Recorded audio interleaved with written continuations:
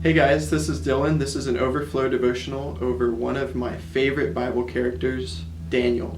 So we're going to be in the book of Daniel, chapter 1. Let's jump into the story.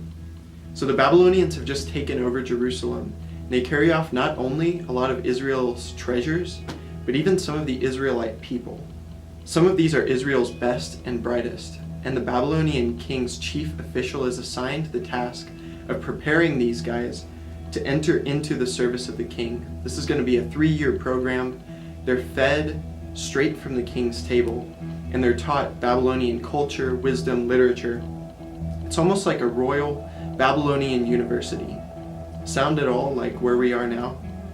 So here's where our characters come in. We've got Daniel and his 3 friends who are given Babylonian names, but their convictions still remain. These guys are faithful men of prayer, as we see in Daniel chapter 6 and 9. So in the context of this chief officials program, we get to verse 8 of chapter 1. It says, "But Daniel resolved not to defile himself with the royal food and wine, and he asked the chief official for permission not to defile himself this way."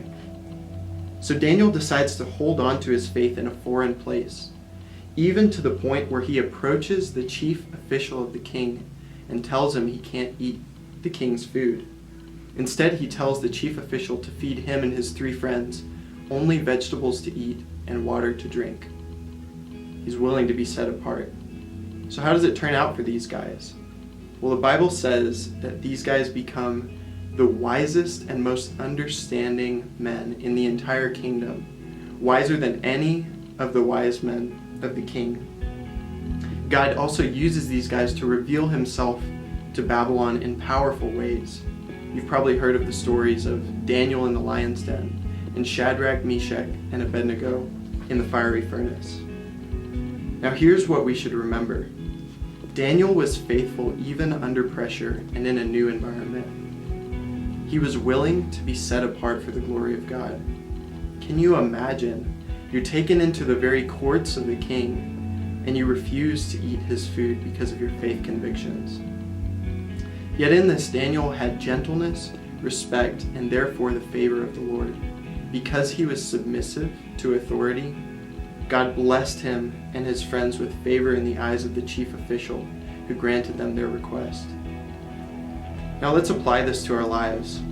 Wherever you are, even if it's your own house, you may feel like you're in a Babylon of sorts, where it's more difficult to stand in your faith even than it was back at school. I urge you to take the Daniel challenge. Now, what's the Daniel challenge? Number 1, some of you may feel led to do a Daniel fast this week or part of this week, eating just fruits and vegetables and drinking only water. Fasting is a powerful spiritual discipline that comes with many blessings, including a heart that is more in tune with the voice of the Lord. Number 2, Daniel 6:10 talks about how Daniel got down on his knees and prayed, giving thanks to his God 3 times a day. I urge you to physically stop and get down on your knees every morning, noon, and night this week. Number 3, I challenge you to meditate on 1 Peter chapter 2, thinking specifically about how God has called us to be set apart and also to respect authority. And lastly, number 4, ask God where he wants you to deviate from the norm. How does he want to set you apart for his purposes? As you pray, you will be more in touch with his unseen kingdom. Resolve in your heart today to allow him to set you apart for his glory. I challenge you to seek out what that looks like and then to go for it in faith.